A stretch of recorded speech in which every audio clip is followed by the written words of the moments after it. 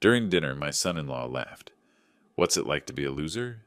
Everyone laughed, except me. I just smiled and asked, "How does it feel to know that this loser will no longer be paying your bills?" The moment those words left my mouth, my brother-in-law's face turned pale, and the family table turned into a battlefield. You won't believe what he did next. Before we continue, please subscribe to the channel and let us know where you are listening in the comments. "You know, Mark," my son-in-law Sheldon said, swirling the expensive Cabernet in his glass, "retirement must be nice. No pressure, no deadlines, no real responsibilities." I set down my fork carefully, the prime rib growing cold on my plate. Around the polished mahogany table, the one I'd helped Caroline pick out last year, candles flickered in crystal holders. My daughter had outdone herself tonight, celebrating Sheldon's promotion to regional sales manager. "It has its moments," I replied, watching him take another generous gulp of wine, the same wine I'd brought as a congratulatory gift. Sheldon leaned back in his chair, the one at the head of the table where he now preferred to sit during family dinners. I mean, don't get me wrong. You had a decent run as an engineer, but that was, 40 years ago? Different world now. Everything's digital, fast-paced. Takes a younger mind to really succeed. Caroline shifted uncomfortably beside me, her bracelet, last Christmas's gift from me, catching the candlelight. "Sheldon, Dad had a wonderful career. He designed infrastructure that's still standing today." Sure. Sheldon waved dismissively. "But let's be honest. When was the last time you actually built something? Accomplished something significant?" My granddaughter Emma, only 9 years old, looked up from her chicken. "Grandpa built me a treehouse last summer." "That's sweet, honey." Sheldon patted her head patronizingly. "But Grandpa needs to understand that real men provide for their families through their own hard work. Not everyone can just coast through retirement while others carry the weight." The silence stretched longer than comfortable. Caroline's nervous laugh filled the void. "Maybe we should talk about something else. Emma, tell Grandpa about your piano recital." But Sheldon wasn't finished. The promotion had inflated him like a balloon, and the wine was making him bold. "Actually, I've been thinking. Now that I'm making real money, 6 figures mark, it might be time for everyone to start pulling their own weight." I knew exactly what he meant. 15 years of mortgage help, school tuitions, car payments, medical bills, 15 years of watching him spend money like water while I quietly covered the shortfalls. "Take Caroline, for instance," he continued, gesturing toward my daughter. "She's been out of the workforce so long, living off, well, let's call it family charity. Maybe it's time she rejoined the real world." Caroline's face went pale. She knew, as I did, that their lifestyle depended entirely on my quiet support. The private school uniforms hanging in the mudroom, the lease on Sheldon's BMW, the kitchen renovation they'd completed last fall, all impossible without my help. Tommy, my 12-year-old grandson, sensed the tension. "Are we in trouble, Dad?" "No, son, but it's important to understand the difference between earners and dependents, between providers and—" He looked directly at me. "Those who've given up trying." The insult hung in the air like smoke. Caroline reached for her wineglass with trembling fingers. The children exchanged worried glances. Sheldon leaned forward, emboldened by what he mistook for my silence. "I don't mean to be harsh, Mark, but someone needs to ask the hard questions. When was the last time you contributed something meaningful? When did you last feel the satisfaction of earning your own way instead of just existing?" He paused for effect, savoring what he believed was his moment of dominance. "How does it feel to be a failure?" The question landed like a physical blow. Caroline gasped. Tommy's fork clattered against his plate. Emma started to cry, but I didn't flinch. Instead, I took a slow sip of water, set the glass down precisely, and looked Sheldon directly in the eyes. "How does it feel?" I said, my voice steady and clear. "To know this failure won't be paying your bills anymore?" The color drained from Sheldon's face faster than wine from a broken bottle. Caroline's hand flew to her mouth. The children stared in confusion as their father's triumphant expression crumbled into something approaching panic. I continued eating my dinner, cutting each piece of meat with deliberate care while the table sat in stunned silence. Outside, darkness was settling over the suburban neighborhood, and I could hear the distant sound of a neighbor's dog barking. After what felt like an eternity, I wiped my mouth with the linen napkin, stood, and kissed Emma and Tommy goodbye. Thank you for dinner, Caroline. It was delicious. I walked to the front door, grabbed my coat from the closet, and stepped into the cool March evening, leaving behind a table full of people, finally beginning to understand what 15 years of quiet generosity had actually meant. The 15-minute drive home passed in silence, my hands steady on the steering wheel, despite the storm brewing inside. I pulled into my driveway, the motion sensor light casting long shadows across the front steps. Inside, I hung my coat in the hall closet and walked directly to my study. The room smelled of old paper and furniture polish. I switched on the brass desk lamp, its warm glow illuminating 15 years of meticulously organized filing cabinets. As a retired engineer, I'd kept every receipt, every bank statement, every canceled check. Time to see exactly what my failure had cost me. I opened the first drawer, labeled 2009-2012. The folders were color-coded, blue for mortgage assistance, green for auto loans, yellow for school expenses, red for medical bills. My wife Martha had died in late 2008, and by January 2009, Caroline was already struggling. The first mortgage payment assistance, $2,800 February, another $2,800 March, the same. I spread the statements across my mahogany desk, the numbers forming neat columns under the lamplight, $2,800 every month for 180 months. My calculator showed $4,000 in mortgage assistance alone. Next came the car payments, Sheldon's BMW lease, Caroline's SUV loan, $200 monthly for 8 years. Another $200. The numbers climbed steadily, each folder revealing another layer of generosity I'd forgotten. Private school tuition receipts filled an entire drawer. Tommy's education from kindergarten through 7th grade. Emma's from preschool through 4th. Elite academies with swimming pools and foreign language programs. $24,000 annually, sometimes more for summer camps and extracurriculars.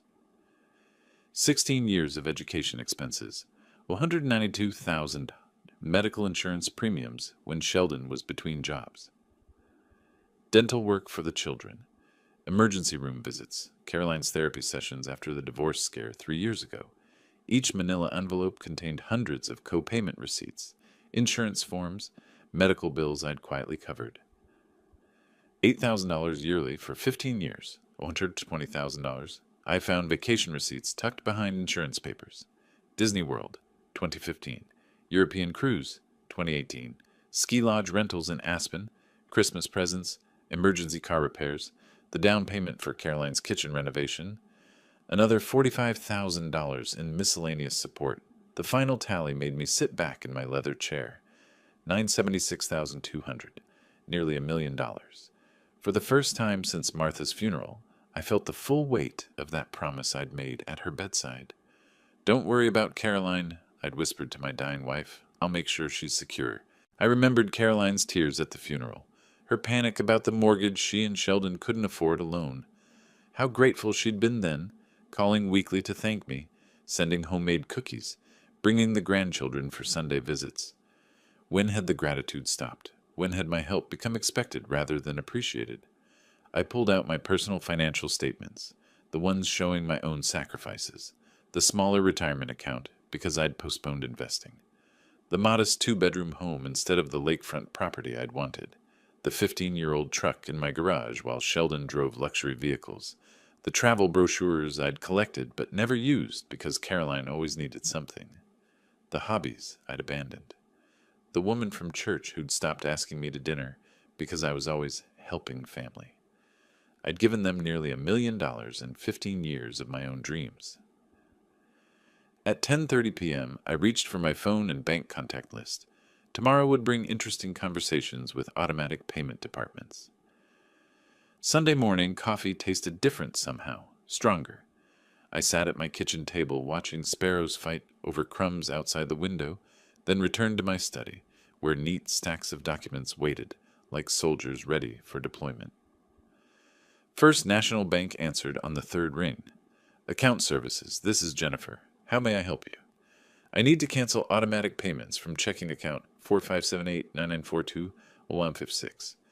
My voice carried the same steady tone I'd used for 40 years of engineering presentations. May I have the last 4 digits of your social security number for verification? The process took 12 minutes. Jennifer was thorough, professional, and completely unaware she was dismantling 15 years of financial architecture with each keystroke. Those payments are now discontinued, Mr. Bennett. Is there anything else I can help you with today? That's all. Thank you.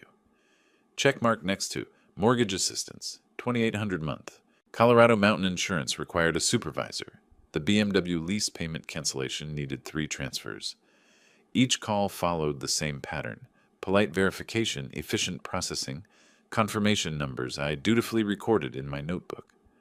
By 11:15 a.m., I'd crossed off 8 items from my list. The phone rang at 11:47. Dad? Caroline's voice carried confusion rather than panic.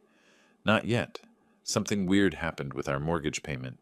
The bank called saying there were insufficient funds in the account, but that doesn't make sense because you assumed I'd keep paying forever. Silence stretched between us like a taut wire. What do you mean? Her voice climbed half an octave. Exactly what I said last night. I'm no longer covering your expenses. But Dad, you can't just... The mortgage, the insurance, Tommy's school... All discontinued as of this morning. I could hear her breathing quicken. This isn't funny. We'll lose the house. Then you'll need to figure out how to pay for it yourselves. The line went dead. My notebook showed 6 more calls to make. The utility companies were surprisingly efficient. Centura Academy's accounting department asked fewer questions than I'd expected. Each confirmation number went into my log with mechanical precision. Caroline called back at 12:23 p.m., her voice now tight with genuine fear. Dad, please, I don't understand what's happening. The school called, the insurance company, even the electric company. They're all saying our payments were declined because I canceled the automatic transfers from my accounts. Your accounts? The question came out as a whisper. Did you think these payments materialized from thin air, Caroline? Another silence. Then, but we never asked you to. You never asked because you never had to. I simply did it. We can't afford... She stopped herself. Yes, that's the point. At 12:31, my phone rang again.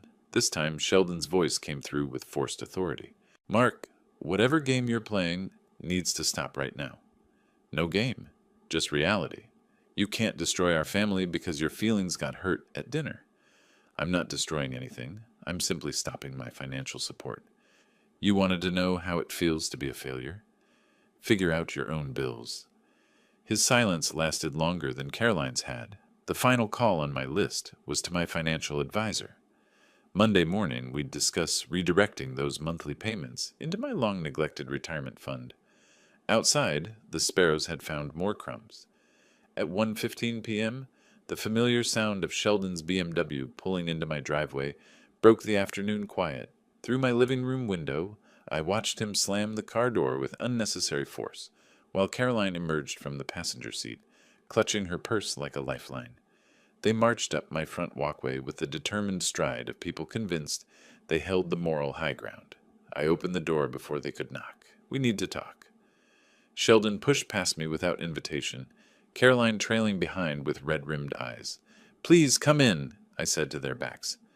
Sheldon positioned himself in the center of my living room like a general claiming territory.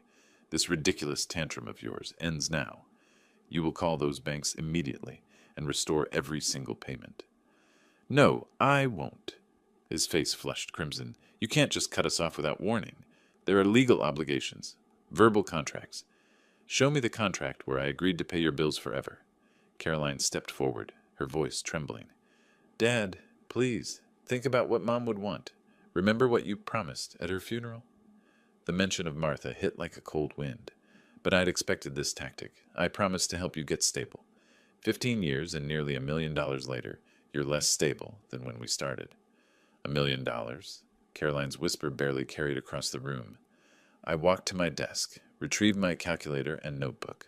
$976,200, mortgage assistance, car payments, insurance, school tuition, medical bills, vacations, emergencies. Should I break it down by category? Sheldon's bluster faltered for exactly 3 seconds. Then, That's impossible. We never asked for that much. You never asked for anything. You simply expected it. Caroline sank onto my couch, her face pale. But the children, Tommy's baseball league, Emma's dance classes, will continue. But I'll pay those directly from now on. No more money flowing through you and Sheldon. You can't divide the family like that, Sheldon snapped. We're a unit, a team. Teams require mutual respect. When did either of you last thank me for anything? The question hung unanswered in the afternoon air. Caroline's tears started slowly, then built to the desperate sobs I remembered from her teenage years. I didn't know it was so much. I thought you wanted to help. I thought it made you happy. It did, until you stopped appreciating it and started demanding it. Sheldon began pacing my carpet like a caged animal. Fine. You want gratitude? Thank you. There. Now restore the payments. Gratitude doesn't work retroactively, Sheldon. His pacing stopped. For the first time since entering my house, he looked genuinely worried rather than merely angry. What exactly do you want from us? I want you to figure out how to live within your means. I want my grandchildren to see their parents working for what they have, instead of expecting handouts. I want to be treated like a father and grandfather, not an ATM. Caroline looked up through her tears. What if we can't? What if we lose everything? Then you'll learn what failure actually feels like. The silence stretched until even the afternoon shadows seemed to hold their breath. Sheldon straightened his shoulders, retrieving some of his corporate composure. We'll see about this. There are lawyers who specialize in elder financial abuse. I almost smiled. Please call them. I'd love to explain how I've been financially abused for 15 years. They left without another word, Sheldon's BMW roaring to life with more aggression than the engine probably appreciated. I stood at my window, watching them disappear down the street, and realized my hands were shaking. Silence filled my house like water flooding a broken dam. I collapsed into my leather armchair, the one Martha had given me for our 20th anniversary, and stared at the wedding photo on the mantel. Caroline's radiant smile, Sheldon's humble bow tie, Martha's glowing face beside me. That was 2007. Sheldon worked at a small insurance company then, drove a 10-year-old Honda, and called me sir with genuine respect. Mr. Bennett, he'd said during our first private conversation, I want you to know I'll take good care of Caroline. I may not have much now, but I'm working hard to build something worthy of your daughter. The humility in his voice had been real. I'd believed him. 2 years later, Martha was gone. Cancer took her in 4 brutal months, leaving Caroline devastated, and Sheldon scrambling to manage their modest mortgage on his entry-level salary. The 2009 recession had just hit, and his company was laying people off. At Martha's funeral, Caroline collapsed against my chest. Dad, I don't know how we'll manage. Sheldon's job isn't secure, the house payments. Don't worry, I'd whispered, holding my grieving daughter. I'll help until you get stable. Until you get stable. Not forever. Those first years, Sheldon's gratitude was overwhelming. Handwritten thank you notes. Weekend visits where he'd fix my gutters or mow my lawn. Caroline called twice, weekly, just to check on me, bringing the grandchildren for Sunday dinners. Dad, you're literally saving our lives, she'd say, tears in her eyes. We'll pay you back when things improve. The first mortgage payment, $2,800, just 6 months, Sheldon promised, until I get promoted. The car loan help, $450 monthly, just until we build some equity in the house. Tommy's private school tuition, $2,000 monthly, just for kindergarten, to give him a strong foundation. Each just until became permanent. Each temporary measure became expected. By 2012, the thank you notes had stopped. Sheldon's weekend visits became occasional appearances where he'd drink my beer and complain about his boss. Caroline's grateful calls became monthly requests for additional help. Dad, can you cover Emma's dance classes? It's only $200 a month. Dad, the kids need new computers for school. Dad, our vacation rental fell through. Can you help with a different place? The word please disappeared first, then thank you. Finally, even can you became you need to. By 2018, Sheldon had stopped acknowledging my contributions entirely. At neighborhood barbecues, he'd brag about his house renovations, his children's private education, his successful lifestyle. When neighbors complimented his BMW, He'd beam with pride about his smart financial planning. Caroline began defending him over me. When I gently suggested they try managing some expenses independently, she'd respond with irritation. Dad, you don't understand modern family dynamics. Sheldon's under enormous pressure at work. The children have established routines. You can't just disrupt everything because you're feeling unappreciated. Unappreciated. The word hit like a physical blow. Last Christmas, neither of them acknowledged my support. Sheldon gave a toast about his hard work providing for the family. Caroline posted social media photos of their expensive gifts with hashtags about blessed family success. I'd sat in my small living room looking at their thank you cards from 2009, wondering when gratitude had calcified into entitlement. Now, sitting in the gathering dusk, I understood what Martha would have wanted. Not endless enabling, but dignity. Not unlimited generosity, but respect. Outside, shadows stretched longer across my front yard, and somewhere in the distance, a phone began ringing. 3 days passed like watching dominoes fall in slow motion. Monday morning brought the first bank notifications. Caroline called at 9:47 a.m., her voice thin with panic. Dad, they're saying our mortgage payment failed. There's a $75 penalty fee. The bank wants $28.75 by tomorrow, or they'll start foreclosure proceedings. I said nothing. The silence stretched until she hung up. By noon, Sheldon's BMW lease company had left 2 voicemails about their missed $650 payment. Caroline's SUV loan, another $480 monthly, bounced with a $50 penalty. Their homeowner's insurance lapsed at 3 p.m. when the automatic payment failed. Tuesday brought deeper water. Caroline called again, this time with Sheldon shouting in the background. We can't cover everything. Her voice cracked. I applied at Target, Walmart, 3 restaurants. Even if I get hired immediately, they're offering $12 an hour. That's barely $2,000 a month before taxes. For the first time in 15 years, she was doing mathematics on her survival. Wednesday afternoon, I drove past Centura Academy during pickup time. Tommy and Emma stood with other children whose tuition payments had cleared. The school had called Caroline that morning. $4,800 due immediately, or the kids would be withdrawn by Friday. That evening, my neighbor, Mrs. Payne, mentioned hearing raised voices from Caroline's house during her walk. Seems like financial troubles, she said sadly. The young man was yelling something about credit cards being maxed out. Thursday brought the crescendo. Caroline's third call came at 2:15 p.m. Dad, please, I went to 5 interviews yesterday. McDonald's, a cleaning company, a grocery store. They all want references from recent employers. I haven't worked since 2009. Her voice had lost its demanding edge, replaced by something I hadn't heard in years. Humility. Sheldon tried to pay the mortgage yesterday. Our account has $3,000. The payment is $28.75. He paid it, then realized we couldn't cover utilities, groceries, or gas for the cars. He had to call the bank back and cancel the payment. I remained silent. The BMW lease company scheduled a repossession for Monday. They're taking Sheldon's car unless we pay $650, plus a $200 reinstatement fee.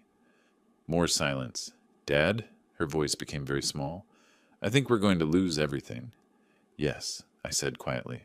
You probably are. She started crying then. Deep, painful sobs that reminded me of her teenage heartbreaks. But this wasn't teenage drama. This was adult consequence. Friday morning, I sat in my study reviewing my redirected financial plan. Those monthly payments I'd been making would go toward the European river cruise. Martha and I had planned before she got sick, the Italian cooking classes, the photography workshop in Scotland. My phone rang at 11:30. Sheldon this time. Mark, his voice had none of its previous arrogance. We need to talk. We've talked. No, we need to really talk. As adults. About how we can fix this situation. You mean how I can fix your situation? A long pause. Yes, that's exactly what I mean.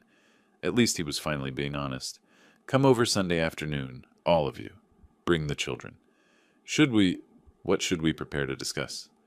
Reality, I said, and hung up.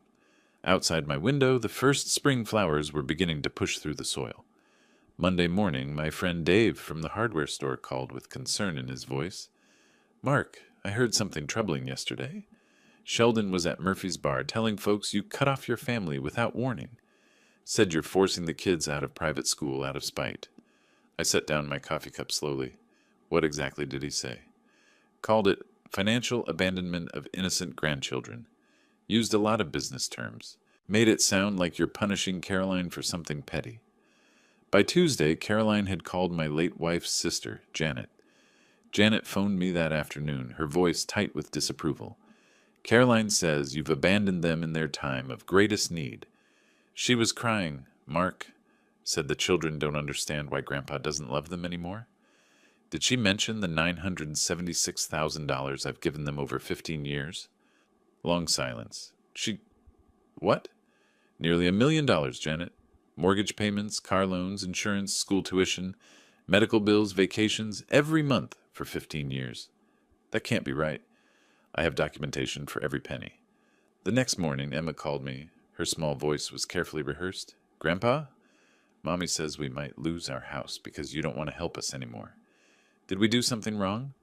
My heart twisted, but I kept my voice gentle. You didn't do anything wrong, sweetheart. Would you like me to pick you up for ice cream this afternoon? Mommy says you might say no to everything now. I never say no to ice cream with my granddaughter. That afternoon at Dairy Queen, Emma's scripted sadness melted away as she told me about her art project. When I dropped her off, Caroline watched from the window with calculating eyes. Wednesday brought a more direct confrontation. Nancy Morrison, a longtime neighbor, approached me at the grocery store. Mark Bennett, I'm ashamed of you. Her voice carried across 3 aisles. Cutting off your own daughter when she needs you most? What would Martha think? I faced her calmly. Martha would think 15 years and nearly $1 million was generous enough. Nancy's righteous anger faltered. $1,976,200. Mortgage assistance, car payments, school tuition, insurance premiums, medical bills, vacation expenses. Would you like to see the bank records? Other shoppers had stopped to listen. Nancy's face reddened. Caroline mentions very little about what she receives, Nancy. Only what she wants. That evening, Dave called again. Sheldon was back at Murphy's tonight. Tried the same routine, but Bill Henderson was there. Remember Bill? He sold them that BMW 3 years ago. What did Bill say? Asked how Sheldon afforded a $60,000 car on his salary. When Sheldon started deflecting, Bill mentioned he remembered you co-signing the lease. The whole bar got quiet, real fast. Thursday morning brought a call from my old engineering colleague Tom. Heard some interesting gossip at the coffee shop. Also heard your side from Dave. Mind if I ask you directly? Did you really support them for 15 years? Every month since Martha died, and they never acknowledged it. Last Christmas, Sheldon gave a toast about his hard work providing for the family. Caroline posted photos of their expensive gifts on social media with hashtags about blessed family success. Tom whistled low. That's cold, Mark. Friday evening, I was watering my front garden when Mrs. Payne approached. Mr. Bennett, my daughter heard something at school pickup today. Parents talking about family drama. She said some people are questioning the story your son-in-law's been telling. I continued watering my roses. People have a right to their opinions. She also said you've been very generous to those children over the years. Very generous. I love my grandchildren. Of course you do. That's never been in question. Saturday morning, Caroline called, her voice shrill with desperation.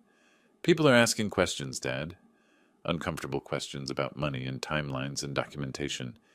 You need to stop spreading lies about us. I haven't spread anything, Caroline. I've simply answered questions honestly when asked directly. You're destroying our reputation in this community. I'm not destroying anything. I'm just no longer subsidizing the creation of false ones. The line went dead. Sunday arrived with clear skies, and the knowledge that by afternoon we'd all be sitting in my living room again. But this time, the community would be watching. The family meeting never happened. By Monday morning, reality had other plans. Dave called me at 8:15 a.m. Mark saw a foreclosure notice posted on Caroline's front door yesterday evening. Big official thing from the county. I set my coffee down carefully. 30 days. They had 30 days to pay $625. 3 months of missed mortgage payments, plus penalties and legal fees. Tuesday morning brought more changes. Caroline's BMW was gone from their driveway, replaced by a 10-year-old Honda Civic. Mrs. Payne mentioned seeing Sheldon at the Honda dealership looking defeated, while Caroline filled out paperwork. The monthly savings must be significant, she observed. That BMW lease was probably costing them nearly $1,000 monthly. Wednesday afternoon, I stopped by the grocery store and saw Caroline behind the checkout counter. She wore a blue vest with a name tag, scanning items with mechanical precision. When Mrs. Patterson approached her lane, Caroline's face flushed deep red. "Caroline? Dear, I didn't know you were working here."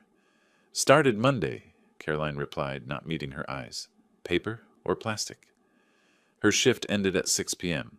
I watched through the window as she walked to the old Honda, her shoulders slumped with exhaustion. That evening, Tommy called me. "Grandpa, Mom, and Dad are fighting again. Really loud this time." "About what, buddy?" "Money. Dad said Mom's job doesn't pay enough to matter. Mom said Dad never made enough either. Then they said mean things about you." "What kind of mean things?" "That you ruined everything on purpose." But then Mom started crying and said, maybe they ruined it themselves? Thursday morning brought the sound of raised voices from their house during my morning walk. Through the thin walls, I caught fragments. 8 hours on my feet for peanuts. Never appreciated what we had. Your pride got us into this mess. 15 years of handouts, and now...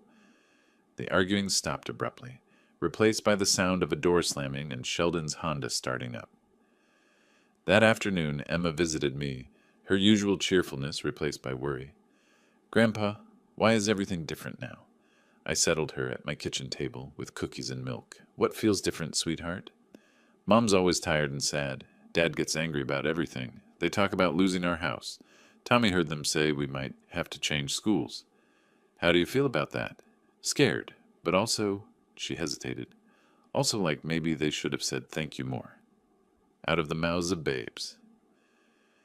Friday evening, I was reading in my study when my doorbell rang. Sheldon stood on my porch alone, his corporate confidence completely absent. His usual pressed shirt was wrinkled, his tie loosened, his face showing exhaustion I'd never seen before.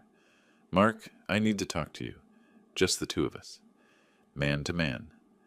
I invited him into my living room, the same room where he'd demanded I restore payments just 2 weeks ago. He sat heavily in the chair, his hands clasped tightly between his knees. "The foreclosure is real. 30 days. Caroline's working 40 hours a week for $13.50 an hour. After taxes, that's maybe $1,100 a month. I'm bringing home about $5,800 monthly. The mortgage alone is $2,875. He looked up at me with something approaching humility. "We can't make it work. Not even close. We never could we? Without you, I mean." "No," I said quietly. "You never could. I've been thinking about something you said about earning respect versus inheriting it." His voice cracked slightly. "I never earned anything, did I? The house, the cars, the kids' schools, none of it was really mine." "What do you want from me, Sheldon?" "I want to know if there's a way back from this. Not back to how things were, but forward to something better." Outside, the streetlights were beginning to flicker on as darkness settled over our suburban neighborhood.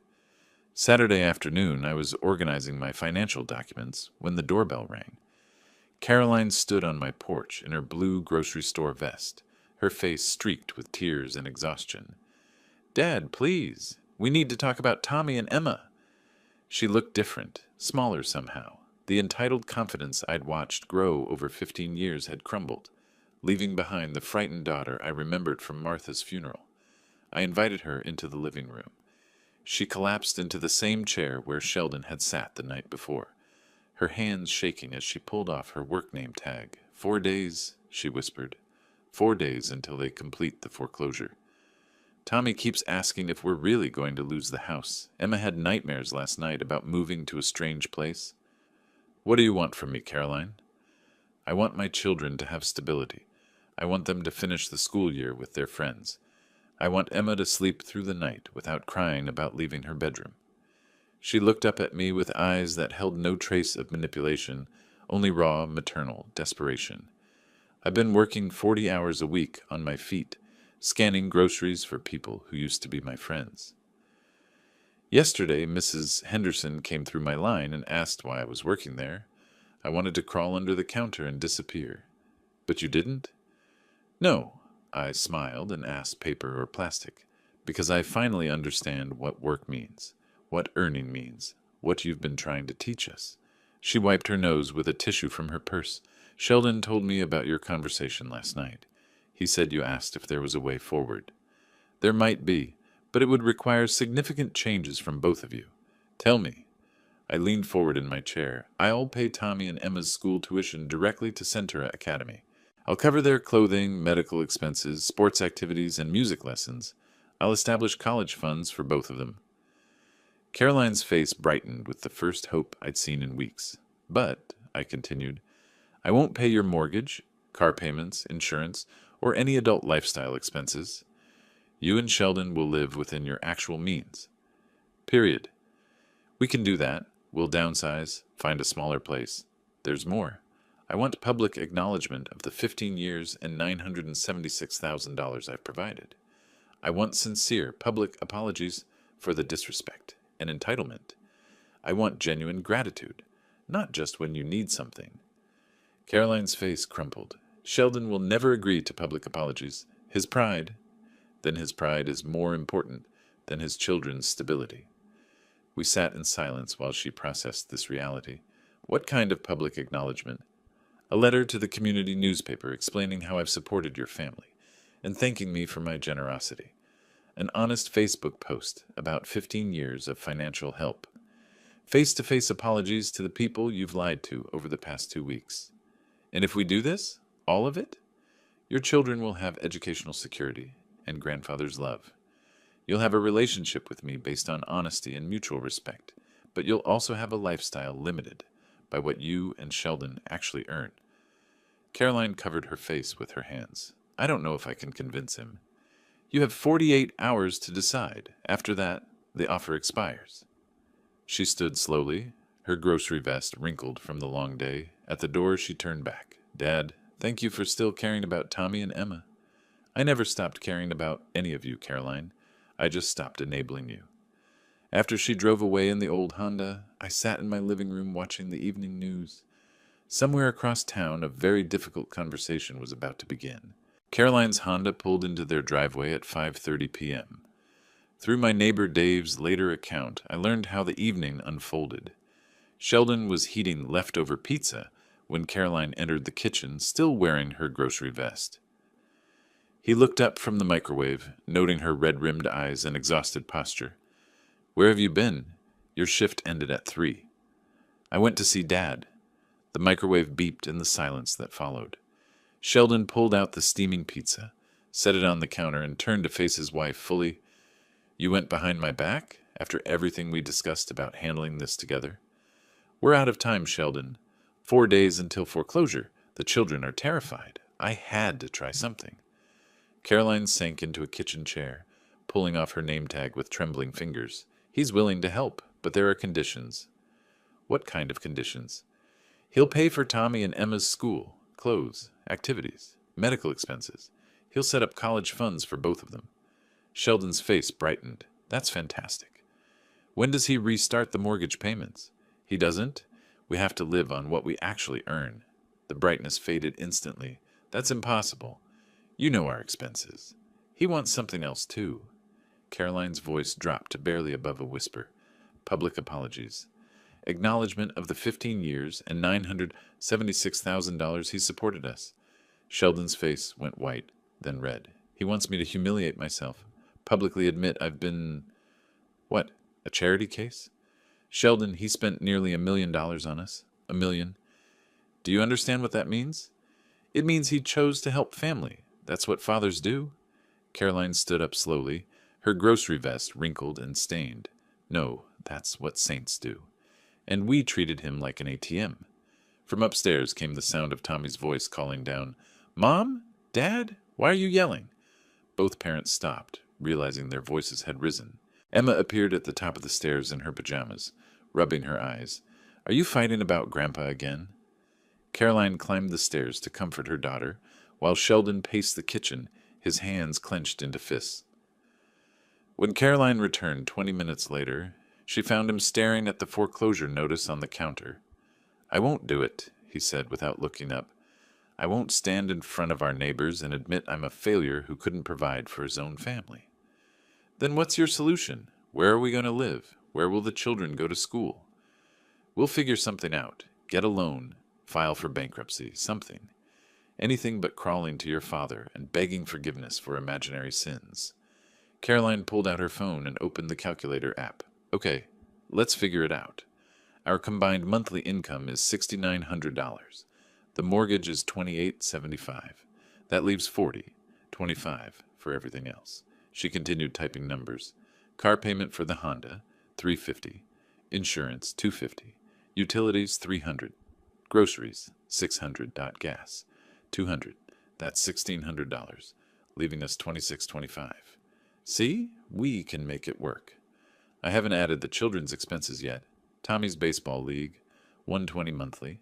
Emma's dance classes, $80. Both kids' school supplies, clothes, medical copays, birthday parties, Christmas gifts." Caroline's voice cracked. "Sheldon, we can't afford our children." Through the thin walls, Tommy's voice drifted down again. "Mom, Emma's crying. She says we're going to be homeless."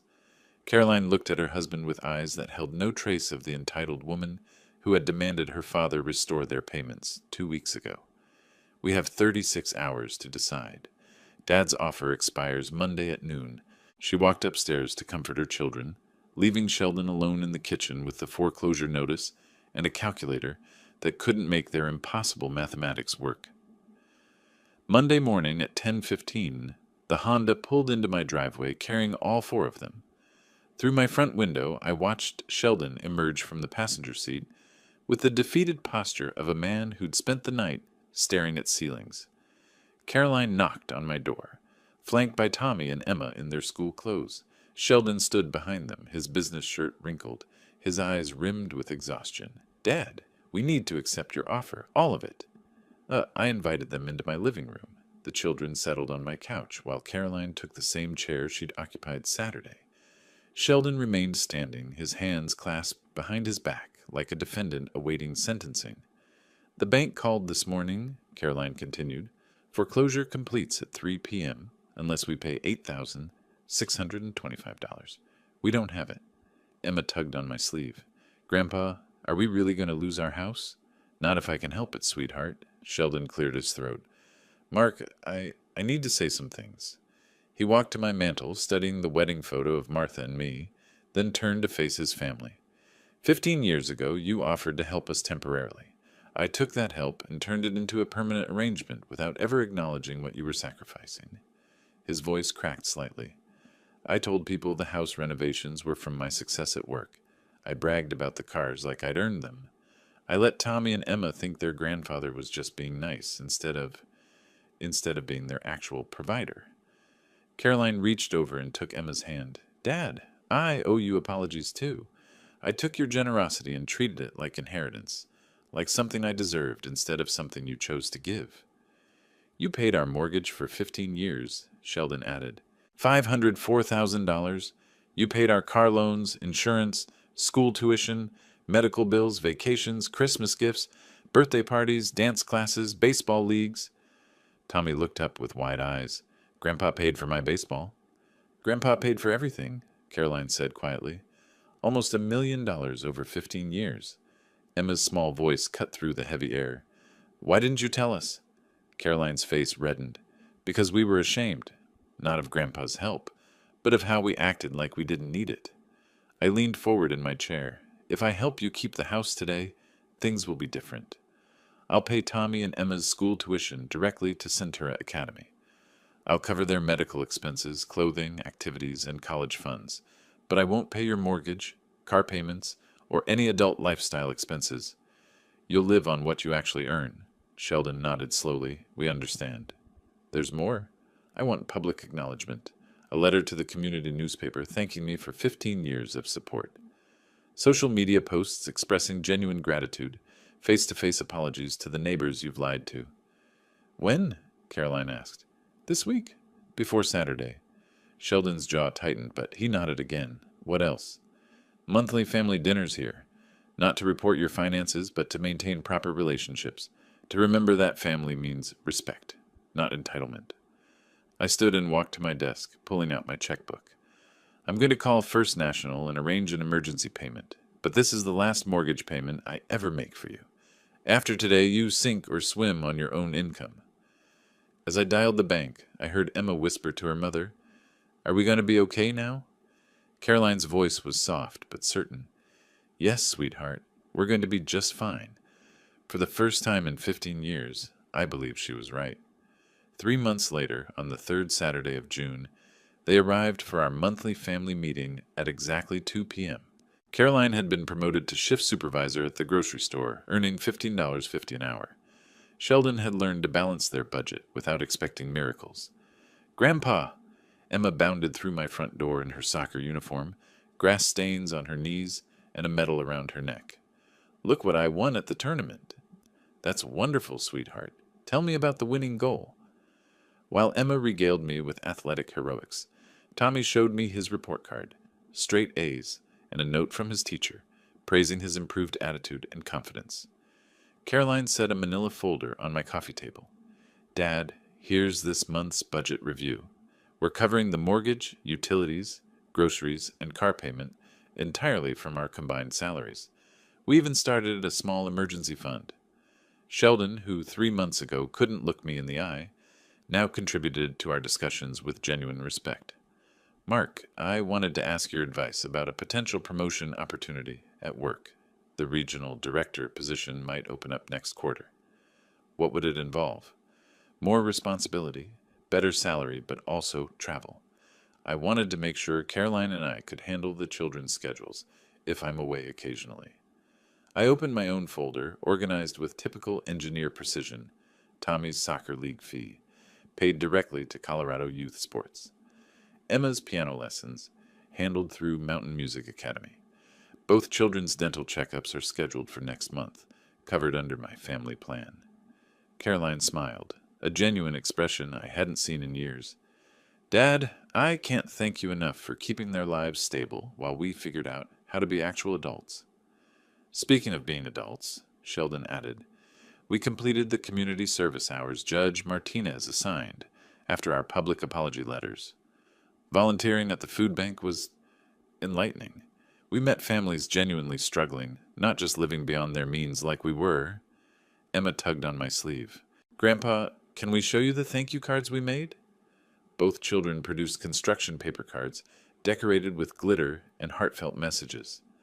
Tommy's read, "Thank you for taking care of us, even when Mom and Dad forgot to say please." Emma's was simpler. "I love you, Grandpa. You're the best." These weren't coached expressions or guilt-driven apologies. These were the authentic words of children who finally understood what love and security actually meant. "There's something else," Caroline said quietly. "Sheldon and I have been talking about eventually buying a smaller house, something we can actually afford on our own income. Not immediately, but maybe in 2 years when we've built more savings." "That sounds like good planning," Sheldon nodded. "We want to prove we can stand on our own feet. Not because we don't appreciate your help with the kids, but because we need to respect what you've already given us." As the afternoon wound down, Tommy asked the question that summarized everything. "Grandpa, are you proud of us now?" I looked around my living room at my daughter, who had learned the value of work, my son-in-law, who had swallowed his pride for his children's sake, and my grandchildren, who finally understood gratitude. "Yes, Tommy, I'm very proud of all of you." They left as the sun was setting, Emma's hand in mine as I walked them to their car, the same Honda that had replaced the BMW, but somehow it looked less like a downgrade and more like a choice made with wisdom. Watching their taillights disappear down my street, I realized Martha would have been proud too. Not of the money I'd spent or the control I'd finally asserted, but of the family we'd become when respect replaced entitlement and love replaced exploitation. The revenge I'd sought wasn't punishment, it was transformation, and sometimes that's the sweetest justice of all. If you like this story, please like this video, subscribe to the channel, and share your impressions of this story in the comments. To listen to the next story, click on the box on the left. Thank you for watching.